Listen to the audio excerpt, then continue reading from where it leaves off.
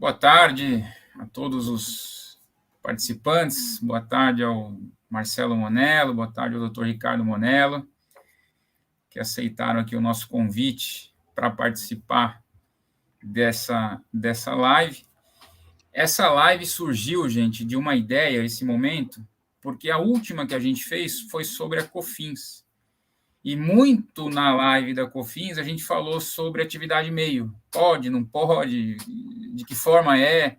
Então surgiu a ideia da gente trazer um pouquinho das atividades meio no terceiro setor, até para definir o que são atividades meio, né? Às vezes a gente fala atividade meio como se fosse uma coisa muito natural, mas às vezes as pessoas não conseguem enxergar o que é uma atividade meio e quais os cuidados que temos que ter. Então a ideia surgiu dessa live de fazer esse momento aqui. E aí, para isso, a gente quer abordar os aspectos jurídicos e os aspectos contábeis. Por isso, temos aqui o Dr. Ricardo Monello falando pela Monello Advogados e o Marcelo pela Monello Contadores, cada um para dar a sua ideia em relação a esse assunto, tá? Antes da gente começar, alguns avisos, gente. Amanhã, dia 1º, estaremos em Curitiba. Então, para quem estiver nos assistindo e for de Curitiba, ainda dá tempo de se inscrever. Já temos lá mais de 150 pessoas inscritas, um evento gratuito, presencial, e vamos falar ali de contabilidade, SEBAS, empreendedorismo, jurídico, enfim, uma série de assuntos nossa terceira edição já. A primeira foi em Criciúma, a segunda em São José dos Campos, e amanhã estaremos em Curitiba, para quem quiser participar. Também tem outras pessoas perguntando se essa live vai para o Aldiza Flix. Gente, as lives gratuitas ficam no YouTube. Então, lá no YouTube, você consegue, aí no YouTube, né, da Monello Advogados, Monello Contadores, da Aldiza, você consegue assistir a live, que fica gratuita. Em um segundo momento, a gente está fazendo a integração da Aldiza Flix, que é a plataforma dos cursos pagos, com o YouTube, mas por enquanto vocês conseguem acessar por aqui, tá? Os cursos de quinta-feira, que são os cortesia para o clube, eles entram na plataforma. Aliás, para quem já está tendo acesso à plataforma e estiver gostando ou não gostando, deixem aí os comentários para que a gente também tenha um feedback de vocês de como está sendo navegar pela plataforma aí da Aldiza Flix, tá? Na quinta-feira temos um curso de ECD, ECF e REINF, principais atualizações para 2023, logicamente sempre focado no terceiro setor. Então, quinta-feira, para quem é do clube, só se inscrever comigo. Não vai conseguir assistir no ao vivo, o que eu recomendo que o façam, porque você consegue interagir, tirar dúvidas.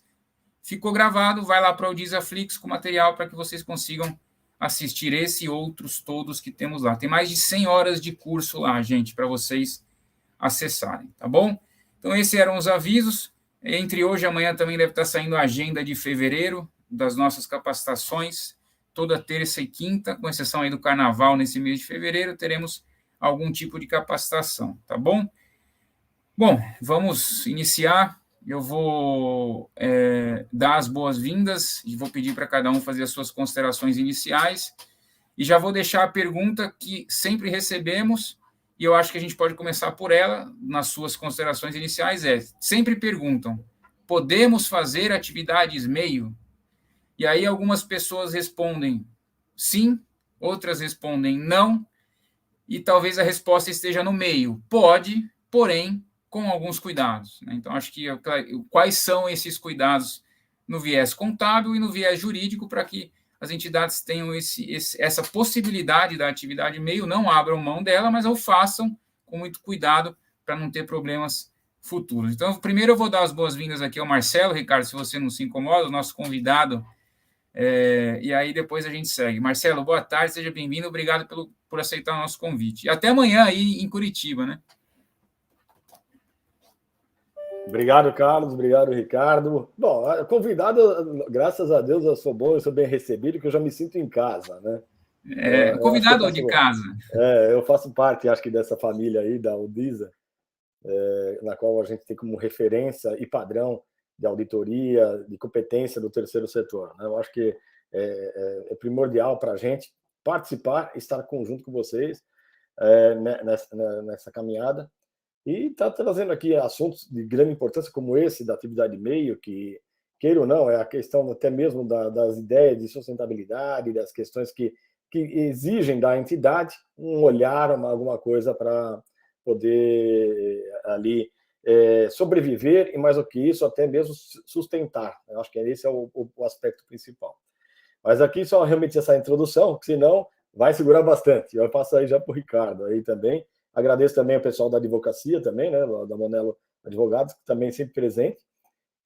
Então, essa parceria, novamente, é uma parceria fundamental, pegando essas 3 áreas de conhecimento, que pode aqui ajudar demais as entidades do terceiro setor. Muito boa tarde, meu amigo, minha amiga do terceiro setor, que aqui está prestigiando mais um encontro, mais uma live. Boa tarde, Marcelo, querido irmão. Carlos Silva, meu amigo Carlão, sócio também do Grupo Aldiza. Sempre bom estar com vocês e em temáticas tão relevantes para as instituições. Eu já estou aqui em Curitiba, estou no quarto do hotel, já tivemos uma reunião prévia, agora fazendo a live, mas preparando para esse encontro amanhã, que com certeza vai ser bastante proveitoso. Dando boa tarde a cada um de vocês que estão aí no chat, estão interagindo. O Carlos fica atento aí para poder interagir também entre nós aqui.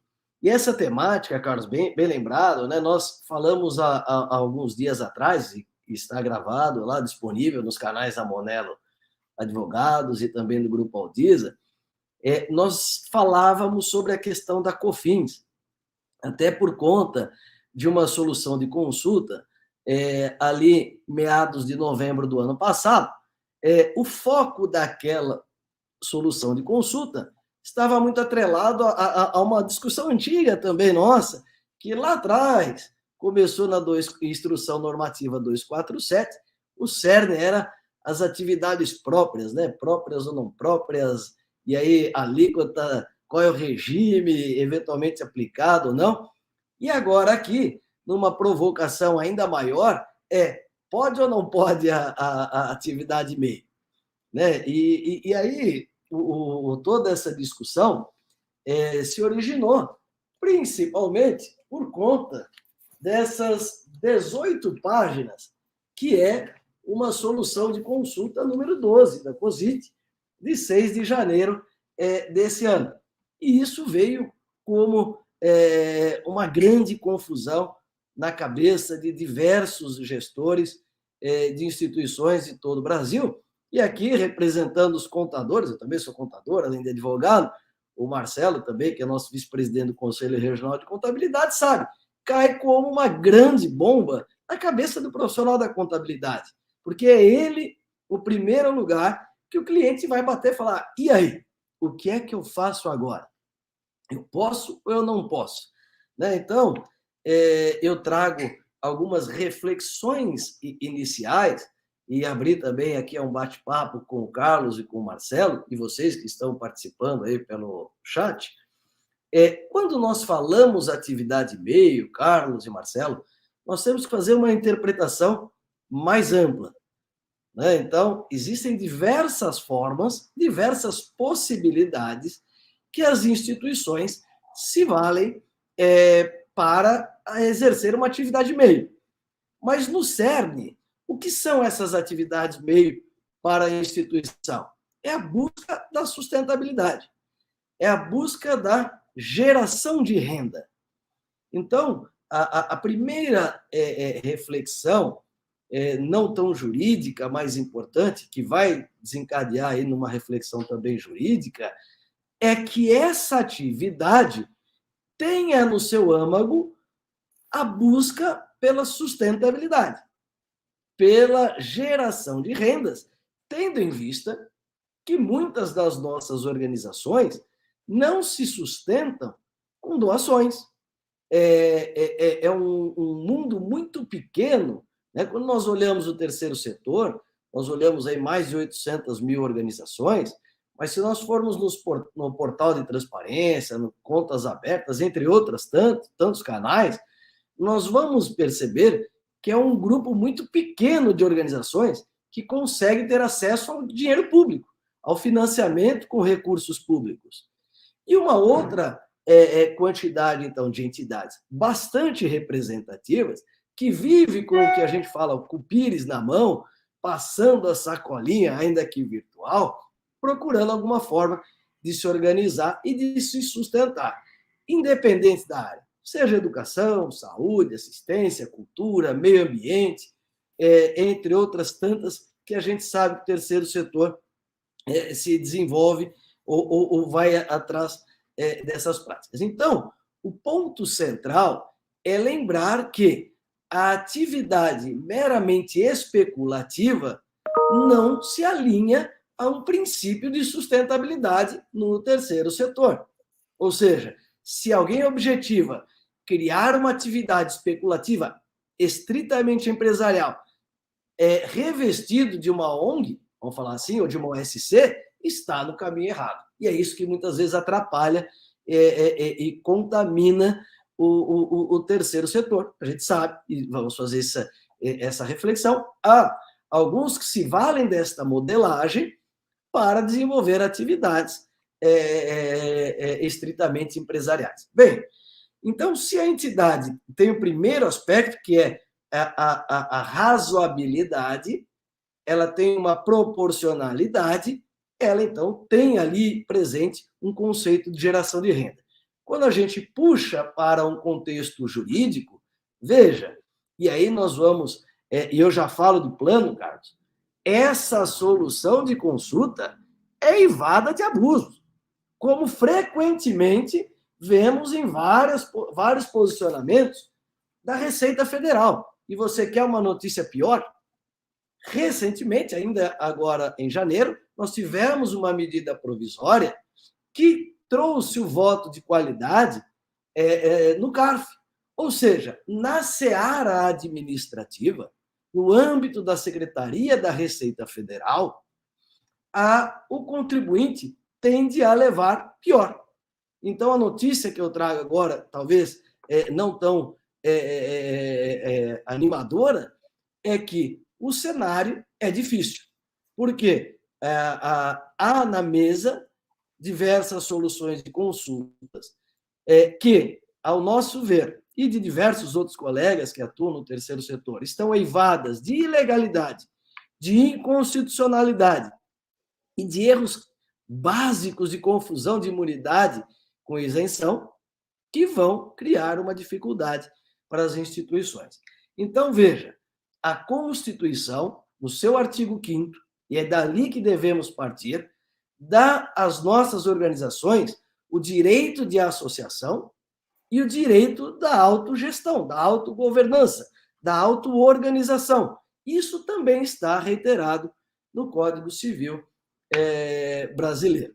Então, o que nós queremos nesse primeiro momento, antes de passar para o Marcelo, é lembrar que, de modo geral, essas soluções de consulta, e nós podemos, mais para frente, aprofundar, estão contidas com abusos, com ilegalidades e até inconstitucionalidades, em algumas delas, repetindo historicamente aquela sede de arrecadação, onde cria-se limites ao exercício da própria imunidade tributária, não me refiro só aqui às contribuições sociais, mas também aos impostos, e aí me preocupa bastante.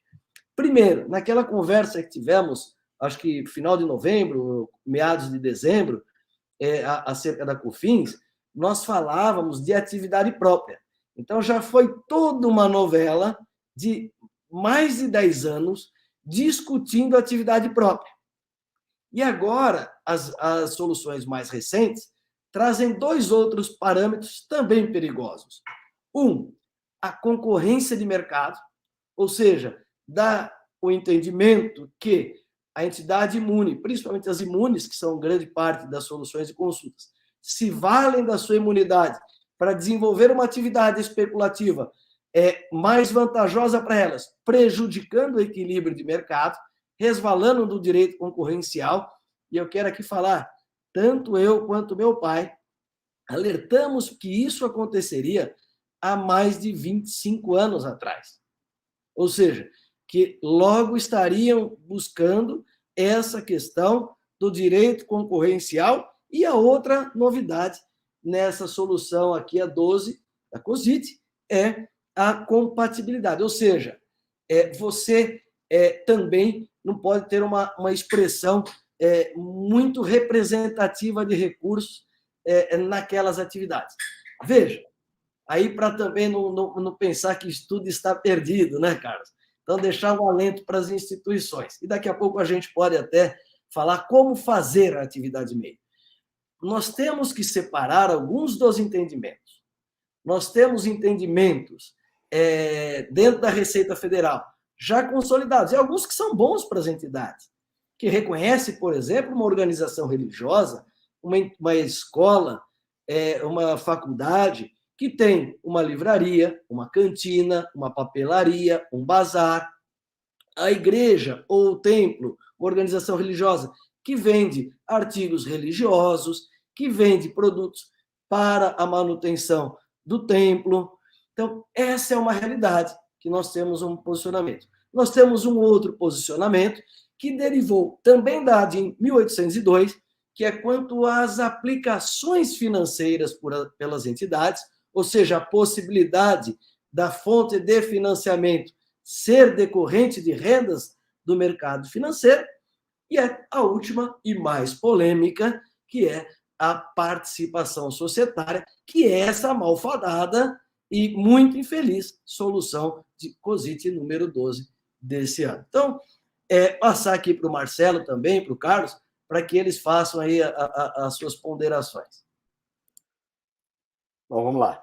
Acho que importantes colocações que o Ricardo trouxe, e eu vou entrar mais no aspecto operacional e de gestão, né? Eu acho que é bem importante. Mas antes que eu gostaria aqui de saudar a Giovana Roque, aí ela está lá da Paraíba, ela sempre acompanha. Eu estive com ela lá em João Pessoa, e ela fala, esse pessoal da Aldisa eu estou sempre seguindo, e ela está aí, já está realmente aí também assistindo. Tem o Antonino Neves aí também, também, que foi um grande amigo nosso, lá do CNAS, inclusive, né, Antonino?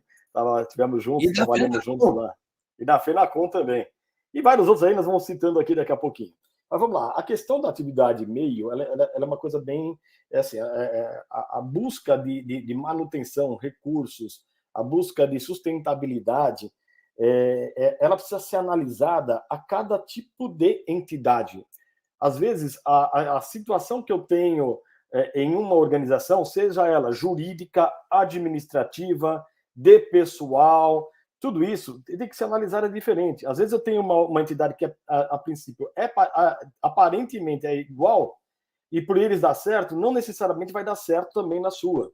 Nós estamos falando da criação de um negócio, a criação de uma situação que traz rentabilidade, pode trazer rentabilidade, mas ela tem que ser tratada como uma operação de negócio, uma operação de investimento, e essa operação de investimento trazer também recursos para essa sustentabilidade. Esse, eu acho que é o primeiro objetivo que o Ricardo contextualizou, no sentido de separar aquelas que querem se passar por terceiro setor em decorrência do imposto. Mas nós estamos falando das efetivas do terceiro setor, que vão buscar recursos, inclusive dinâmicas empresariais, para que possa estar trazendo ali a própria sustentabilidade. Eu acho que isso é uma coisa primordial. Acho que é isso. Então, uma análise, e aí falo para vocês, que é o grande problema, quando a gente é procurado por algumas instituições, geralmente a coisa já está acontecendo. A coisa começou de uma forma ali eventual, vamos pegar aqui um bazarzinho, um brechó, ou qualquer uma padaria artesanal, onde se tem atividades profissionais, inclusive, e de repente se transformou, e aí as pessoas, de repente, vamos transformar e vamos colocar, e sem um planejamento necessário. E planejamento, novamente, legal, que eu preciso estar preparado estatutariamente, eu preciso estar preparado para ver os impactos jurídicos, financeiros, administrativos que serão dados em relação àquela operação. Então, esse é um aspecto importantíssimo de planejamento, mais do que uma aventura, um desejo, um sonho. O sonho até mesmo acontece já naturalmente para o terceiro setor, que é a transformação da sociedade, mas a coisa não funciona da mesma forma. E quando você começa a ter atividades como essa, que trazem a atividade mercantil, que trazem outras operações, Isso precisa tomar muito cuidado, porque você traz também uma bagagem de responsabilidades, de obrigações que podem, inclusive, inviabilizar a atividade principal. Então, essa é a análise. Então, a primeira coisa é, junto com o jurídico da entidade e junto com os profissionais da contabilidade, é fundamental o estudo particular das atividades, das operações e daquela operação naquela entidade. Então, não há o que se falar qualquer coisa e simplesmente começar. Eu só estou regularizando. Na hora que for regularizar, vamos colocar assim, uma cantina, na hora que for regularizar, vai trazer tantas coisas, tantas outras questões, que aquilo pode ser um problema muito mais sério do que iniciar uma atividade nova. E uma outra questão também importantíssima esse estudo vai trazer modelos jurídicos, modelos estruturais de gestão, modelos estruturais de composição, que de repente não necessariamente esta entidade ela pode ter várias outras formas de trazer esse recurso. Eu tive uma entidade, como exemplo, viu, Carlos? A entidade ela tinha produtos maravilhosos e ela veio, então, ela tinha uma verba muito grande também, inclusive do governo do estado de São Paulo, etc. E aí ela tinha lá uma atividade meio de captação, que inclusive aquilo, na verdade, se revertia e divulgava a atividade principal. É uma atividade na área da cultura, muito, muito importante tudo. E chegou-se a um momento que nós falamos, se você trouxer uma atividade dessa, você vai ter algumas questões.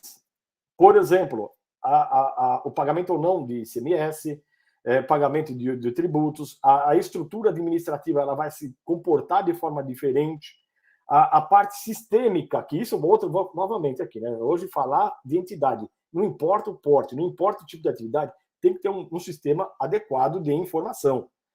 Não tendo sistema, assim, tem que correr atrás de alguma coisa, porque hoje é impraticável você fazer a gestão sem ter a informação na palma da tua mão, como assim, eu estou te falando assim, até mesmo no computador, qualquer coisa que seja, mas é importante a informação de forma muito precisa. Então, nós chegamos a uma conclusão naquela entidade que não valeria a pena aqueles produtos serem comercializados, porque trouxe uma série de problemas tributários, que aí essa entidade, que tinha várias parcerias com o governo do estado, ela teria que propor uma ação para deixar de pagar ICMS. Então, uma entidade que está recebendo, pode fazer isso? Pode, mas politicamente, aí o estado vai querer renovar um contrato onde tem um contrato de gestão, uma verba pública, repassar novamente para aquela entidade que está me processando.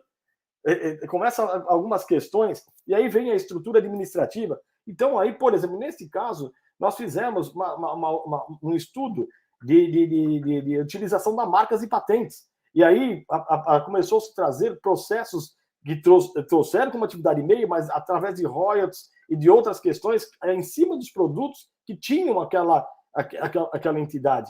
E foi comercializado por terceiros. Ou até mesmo, eu vou trazer para a minha estrutura, ok, eu estou preparado. Nós temos alguns modelos, por exemplo, de pessoas que arrecadam doações e que tem bazares ali que vendem produtos foram produzidos, foram tratados, e tem que ter uma relação com o Estado, tem que ter uma obrigação acessória. Então, você tem uma série de questões que precisam ser estudadas na individualidade. Não é porque aquela sua vizinha, entidade que tem lá e tem um excelente trabalho e também tem e está dando certo a atividade meio, que vai ser dado certo também para você na sua estrutura, na sua condição administrativa, jurídica, técnica que vocês estão tendo lá. Fora as outras questões que o Ricardo já trouxe também. Para não ter a concepção de desvirtuar a atividade meio, de repente, se transformou tão principal que a atividade fim se transformou em meio. Então, temos que tomar cuidado também nisso aí. A Cleusa está aí, Ricardo. A Cleusa Silveira está entrando aí também. A Cleusa Silveira, foi nossa professora da contabilidade, para mim, nos idos de 1986, hein, Cleusa? Um grande abraço. Mas, Marcelo, você trouxe uma temática interessante.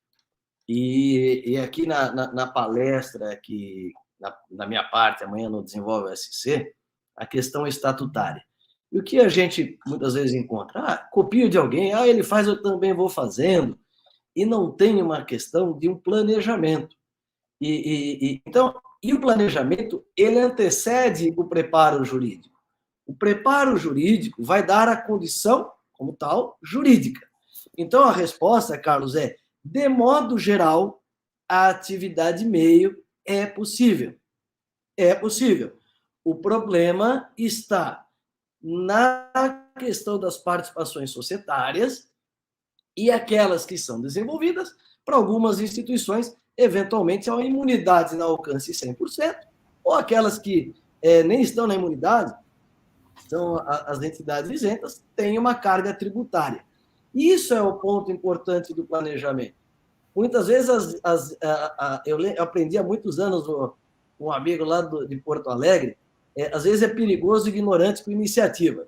Por quê? A situação está apertada e o cara fala, vou vender alguma coisa, vou promover algum evento, tal, esquece da burocracia e do impacto tributário. E, às vezes, vende-se a um preço não planejado, que não orçou bem com o contador, com a sua área de gestão, não considerou todos os custos, não considerou o custo da mercadoria vendida, inclusive a tributação, e aí acaba, muitas vezes, tendo um prejuízo. E aí é um ponto que eu quero chegar. Toda atividade meio tem que ser fruto da necessidade e da compatibilidade. Ou seja, justifica eu gastar muitos recursos para gerar menos recursos ou vai demorar demais, eu vou sacrificar demais o fluxo da operação? Então, essa é uma reflexão. Ou seja, quanto vai me custar produzir aquele material, produzir aquele produto, industrializar alguma coisa? Então, essa é a primeira reflexão. Veja, quando nós olhamos algumas outras soluções da Receita Federal e também decisões em primeiro grau, né, na Justiça, nós percebemos que muitas vezes tem aquela reflexão. Olha, a entidade tem uma movimentação financeira, por exemplo, de 10, e ela está aplicando mais de 60% daquilo numa atividade meio, uma desproporção. Ou ela está indo num negócio que envolve alto risco. Então, são essas reflexões que o momento atual exige. Por quê? Faz sentido, e a gente sabe, nós já encontramos instituições que, vou montar uma padaria. Pode, em tese, pode.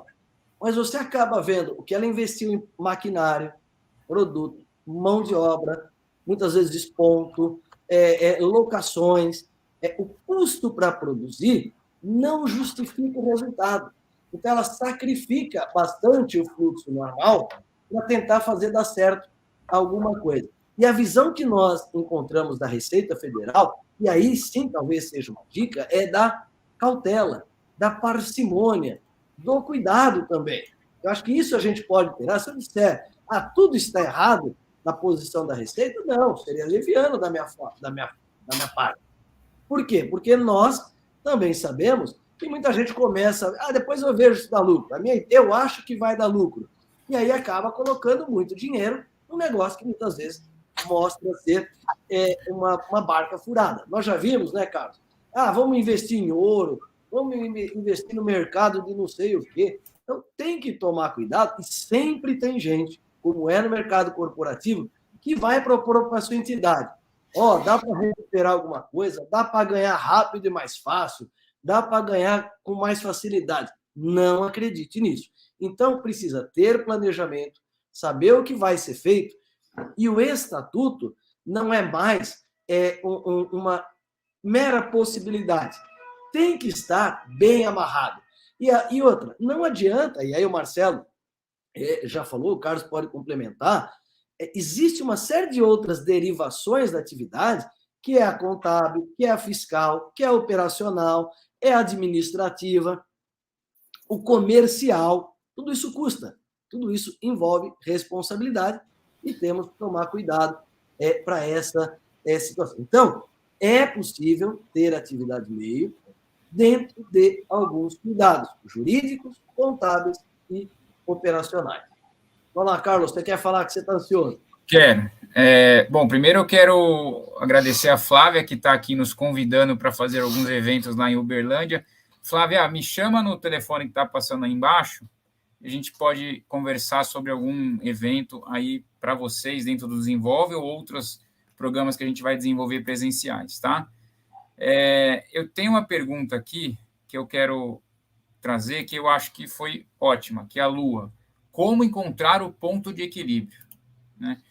Porque, assim, nós estamos falando aqui com entidades que estão pensando numa atividade meio posto de gasolina, investir numa gráfica, ou até mesmo investir numa empresa, startup, algo do tipo, e estamos vendo entidades aqui, e com certeza tem entidades aqui que estão pensando no bazar dela, que ela faz uma vez por ano, né? Então, nós podemos ter essas duas tipos de pessoas quando a gente fala atividade meio. Então, a gente precisa definir atividade meio, gente.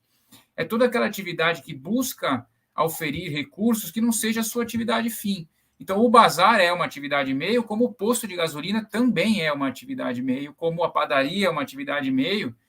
E eu acho que, para responder a pergunta da Lu, é assim, qual é o equilíbrio, né? Eu acho que vocês têm que tentar entender, primeiro, não saiam fazendo, que acho que o Ricardo falou, o Marcelo falou, não é sair fazendo, vou fazer, depois eu vou ter que resolver, porque o resolver, muitas vezes, não dá para resolver, ou é um resolver mais caro ainda do que seria. Então, por exemplo, eu vou fazer um posto de gasolina, eu tenho que ver as questões fiscais, vou ter que emitir nota? Não vou. Quais são as obrigações acessórias envolvidas? Quais são as agências reguladoras? Se eu for fazer um posto de gasolina, posto de gasolina não é um bazar que eu faço uma vez por ano. Eu vou ter receita ali, mas eu vou ter uma despesa muito grande. A despesa vai ultrapassar as despesas das minhas outras atividades, por exemplo, para quem tem SEBAS, isso significa perder o SEBAS. Se a despesa da atividade meio ultrapassar a despesa da atividade fim, eu vou perder o SEBAS, tá? Então, acho que esse tipo de análise, assim, qual é a minha atividade meio, qual é a relevância da minha atividade meio? Aí eu deixo a pergunta para vocês. Aquela entidade que está vendo a nossa live e pensando, pô, o meu bazar uma vez por ano, eu vou deixar de fazer porque eu tenho que ter todo esse cuidado? É o mesmo peso de uma entidade que está olhando para fazer uma atividade maior? Não que aqui está fazendo bazar não tenha que estar atenta aos cuidados, mas é o que eu costumo dizer. Se ela não for emitir nota, por exemplo, que ela esteja ciente dos riscos que podem acarretar, por menor que sejam, porque é um bazar uma vez por ano. Então, acho que esse equilíbrio, esse tamanho, isso tudo tem que ser pensado na hora de você fazer atividade meio, né? Porque é o que eu estou falando, gente. Se eu vou fazer uma atividade meio, eu tenho que ter cuidado com o estatuto. Se o meu estatuto prevê atividade meio, que o resultado daquela atividade meio vai ser revertido no fim, é uma situação. Se eu tenho um estatuto que não fala nada de atividade meio, é outra situação na hora de ter que defender, por exemplo, em alguma autuação, algum problema. Então, acho que isso é por isso que eu comecei falando. Não existe a resposta pode ou não pode seca. Existe a resposta, olha, pode, mas vamos ver quais são os seus objetivos, o que você planejou, quais são os cuidados tributários, fiscais e contábeis que você tem que ter para seguir em frente e não simplesmente sair fazendo. É isso, Marcelo? Exatamente. É por isso que eu falei, o estudo individual, ele tem que ser feito antes de qualquer coisa. Às vezes, Carlos, eu recebo lá uma entidade e ela tem um volume significativo, faz o seu bazar, tal. Aí, quando a gente chega e faz uma análise, olha, você precisa regularizar isso aqui vai te dar problema, isso aqui pode acontecer, porque assim, né? Eu tenho uma frequência, tenho uma dinâmica, tenho pessoas, tenho uma comercialização, eu não posso falar como profissional da contabilidade, como responsável, que aquilo pode continuar daquele jeito, sem emissão de nota, sem uma avaliação de... então, eu preciso... E aí vem o ponto principal. Aí, quando você faz aquele estudo, a pessoa fala, mas eu tenho que fazer tudo isso? Não, tem que fazer. Se existe uma regra, uma obrigação, e aí vem o custo dessa obrigação para aquilo que está se praticando hoje, daquilo que está se fazendo. Porque, às vezes, é melhor você terceirizar ou achar soluções normais, adequadas, equilibradas, do que você trazer para uma entidade.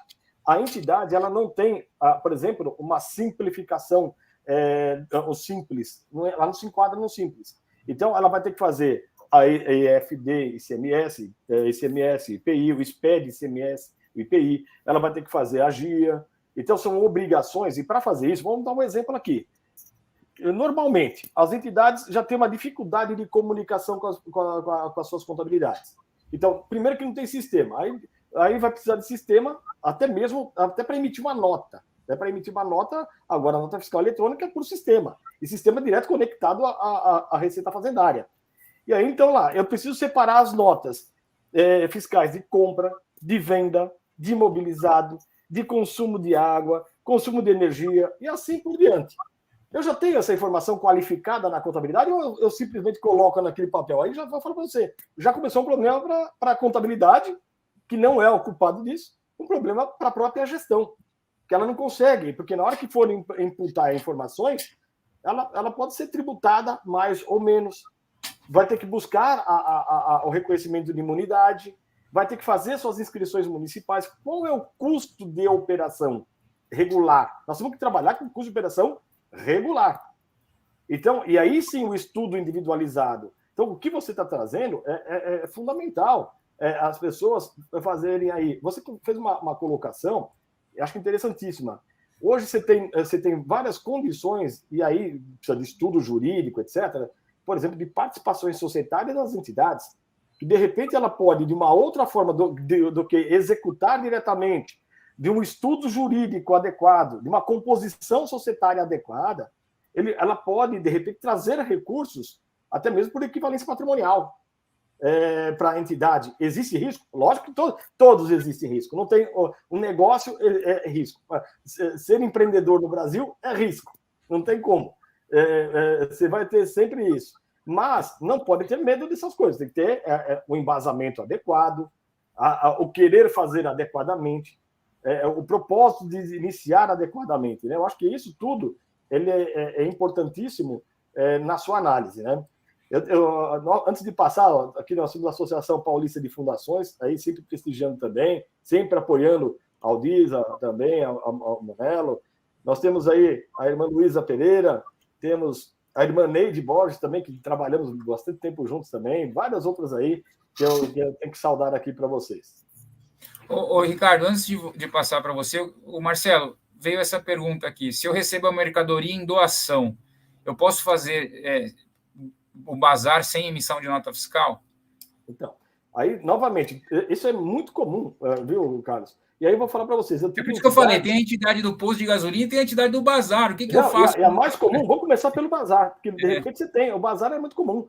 A princípio, eu não posso orientar diferente de que ele tem que ter inscrição estadual, ele tem que fazer a entrada do produto com documentos adequados para fazer a comercialização e a saída do produto, porque ele está circulando mercadoria.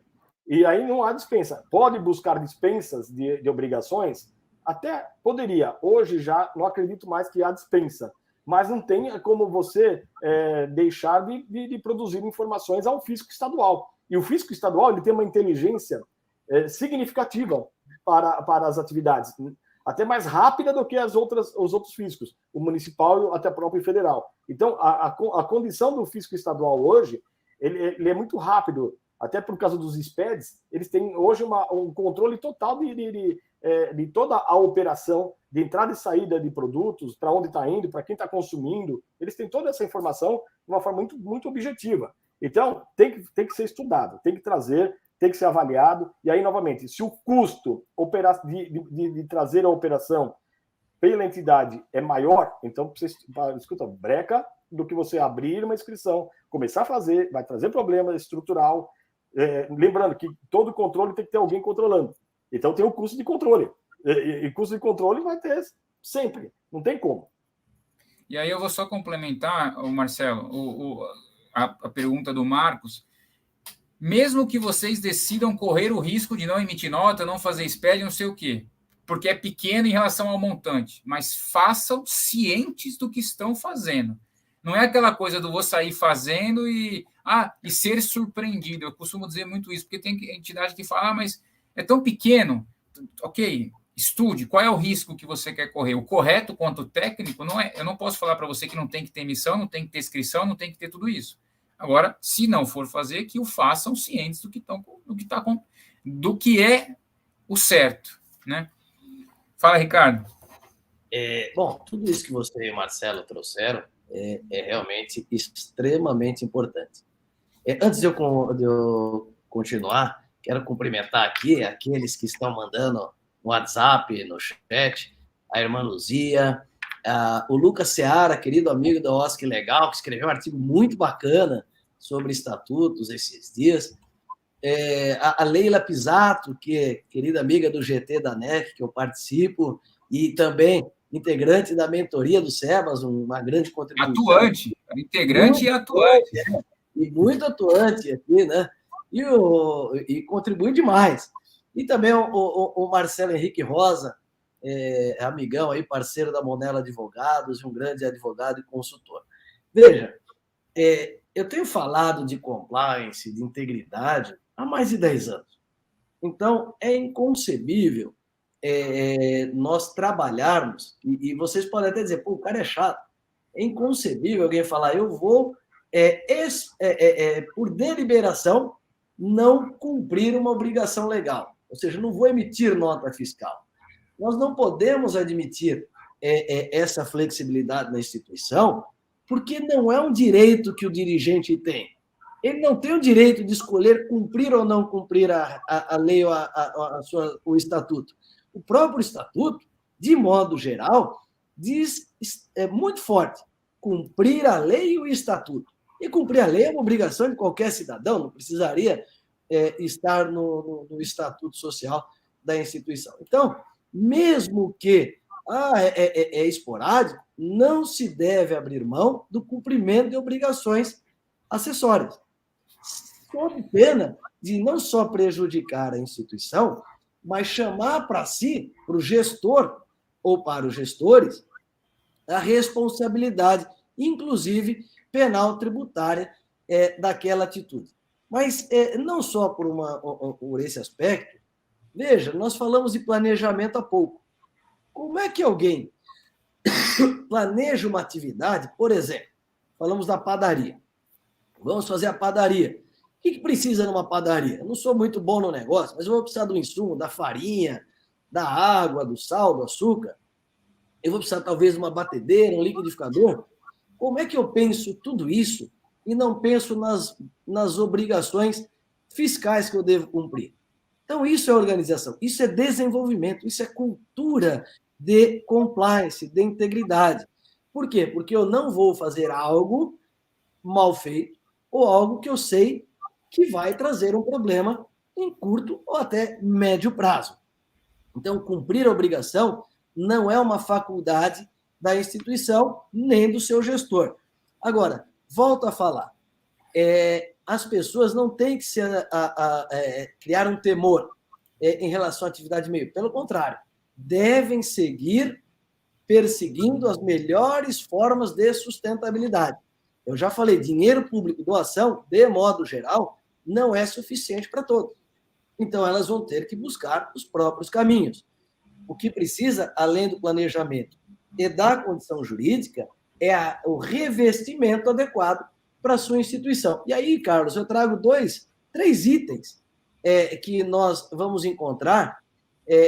O próprio MIROSC, se você ver lá, não há qualquer vedação, Lei 3.019, a Lei do SEBAS, que foi um grande avanço, décadas se discutindo a sustentabilidade das instituições, mas nós temos ali, objetivamente, taxativamente, que a entidade pode ter outras receitas, inclusive da atividade meio, como geração de renda, se não me engano, artigo 31, um dos seus incisos.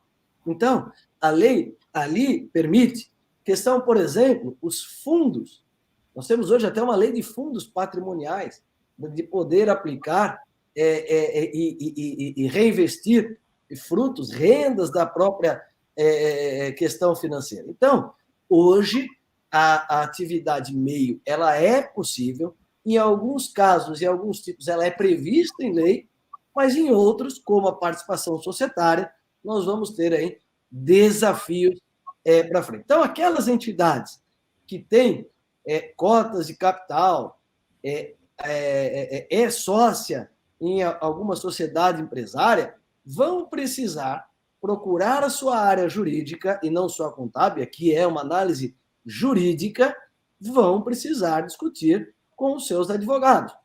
E eu não posso aqui, seria leviano da minha parte, trazer uma resposta, como bem disse o Carlos na abertura, geral para todos.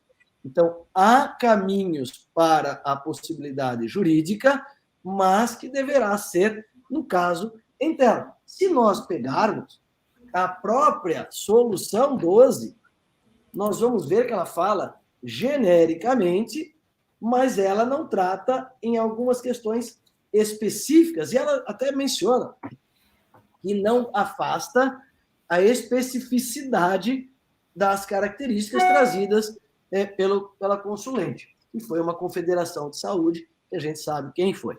Então, é possível a prática, observados diversos cuidados jurídicos e contábeis. A Cristiana pergunta da questão de cozinha, do excedente da venda, né, se pode ser feita externa. A Andréia pergunta, Andréia da Savéria, aliás, um grande abraço para a Andréia. A querida Andréia. Aliás, o professor Jorge, queridíssimo professor Jorge, muito amigo do meu pai, também era mágico, e hoje é o dia do mágico, hein? Então, uma homenagem ao professor Jorge. Feito o registro. Ela pergunta sobre bingos e rifas, e a Rosângela está perguntando de uma pequena horta se precisa emitir notas. Eu usei as 3 perguntas, eu acho que a resposta é a mesma para as 3. Todas elas são possíveis de serem feitas, e vou reforçar o que o Ricardo falou. Não deixem de fazer por medo, mas tomem cuidado com o que deve ser feito do ponto de vista contábil, jurídico e regulatório. Por exemplo, bingo e rifa tem uma questão regulatória envolvida que tem que ser cumprida, né? Emissão de nota para a horta é venda. Então, qual é o tipo de ação? Oi? É importante lembrar o que a Andréia traz também é interessante, porque hoje tem entidades, a gente tem acompanhado alguns casos de entidades representativas ou de entidades de assistência que se valem dessas práticas dos sorteios. Então, há normas e modelagens jurídicas específicas para viabilizar esse trabalho. Então, não é simplesmente fazer aquela placa, o bingo, vamos rifar não sei o quê. Ação entre amigos. Ação entre amigos, bem lembrado. Né? Bingo beneficente. Esse discurso não vale. Tem toda uma forma jurídica, e eu volto a falar, o seu advogado é o melhor conselheiro para isso. Nas 3 perguntas tem a mesma resposta. Não, mas tem uma coisa aqui, uma colocação aqui da Luciana Pompeu, não sei se você viu aí, Carlos. Ela faz assim, é pequeno até o fiscal aparecer nesses bazares beneficentes, depois de um problema configurado, vão entender que não se trata da grandeza, mas sim da regularidade operacional. Então, é bem isso, Luciano e demais, né? Agora, tem algumas colocações em relação a isso. Primeiro, a questão da rifa, sorteios, hoje existe a previsibilidade para as entidades desenvolver isso através do próprio Mirosk. Isso está lá, que era da antiga utilidade pública federal, e pode. Então, tem um processo administrativo que você tem que pedir abertura na Caixa Econômica, tem que ter a auditoria e tem que ter a disponibilização já do bem, daquilo que vai ser condicionado, para que não tenha qualquer...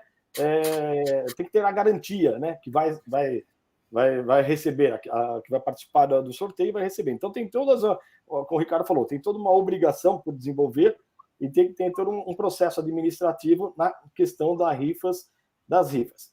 Quanto às outras atividades, novamente, né, aquilo lá não importa o tamanho, não importa. Você começou a trazer essa informação e ela tem que ser tratada adequadamente, porque senão ela vai misturar com as demais. E aí um fiscal que não entende, você tem uma receita aqui que você não identifica. Então, ela ou está disfarçada de qualquer outra coisa, vai juntar com qualquer outra receita.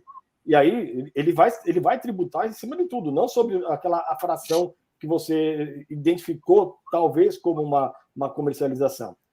E um outro ponto que também aí vem na questão operacional, a questão da alimentação, que foi perguntado aí, do almoço, né? Que tem lá um alojamento, na verdade, é um albergue, alguma coisa nessa questão, né? É uma entidade que produz alimentação. Pode fazer, ela tem um restaurante próprio, a verba é própria, o recurso é próprio, a cozinha é própria. Eu não vejo problema dela desenvolver ações conjuntas de alimentação aos usuários do atendimento, mas vender uma outra parte para a comercialização, desde que fique muito clara essa condição. O que não pode haver é a utilização de recursos provenientes de verba pública. Então, se eu sou uma entidade conveniada, eu faço distribuição de alimentos, e da verba de alimentos, esses sobras, eu não posso fazer comercialização, e pode caracterizar outros problemas também. Então, precisa tomar cuidado na colocação, por isso que precisa entender a operação, precisa entender toda a estrutura, as fontes de financiamento, de recursos, que vão estar permeando nessa atividade e-mail. Agora, todas elas que a gente teve experiências, Carlos e Ricardo, nasceram exatamente nessa forma. Nasceram de uma ação voluntária.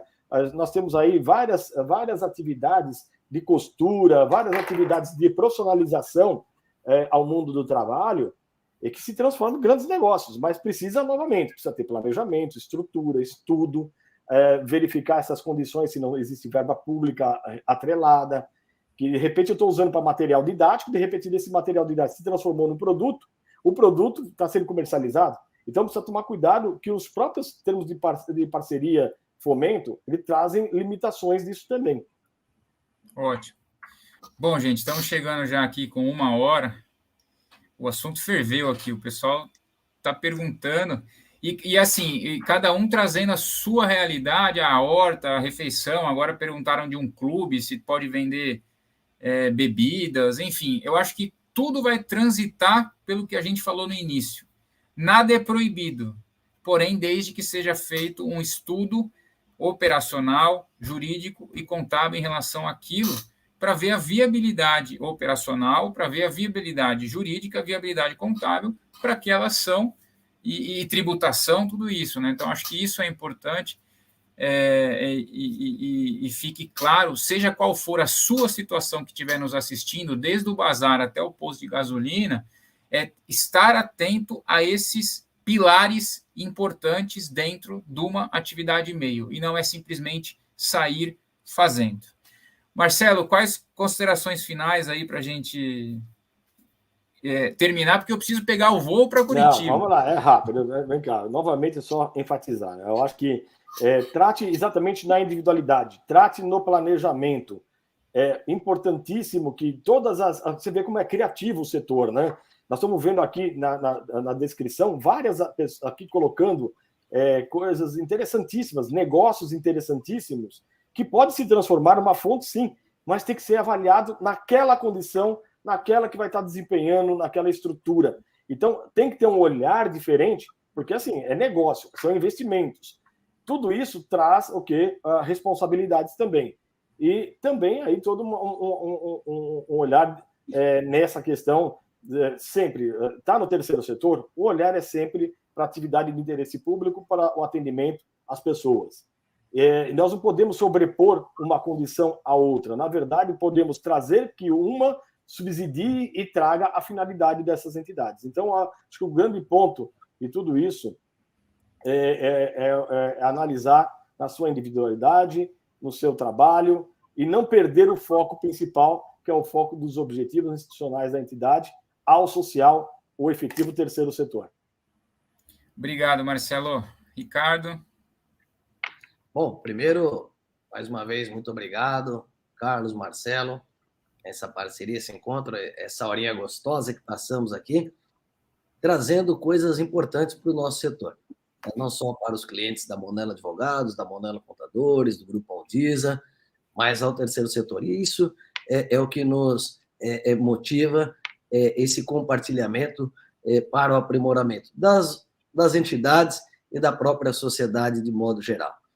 Eu finalizo bastante otimista, porque o modelo jurídico que temos hoje permite, regra geral, a atividade MEI.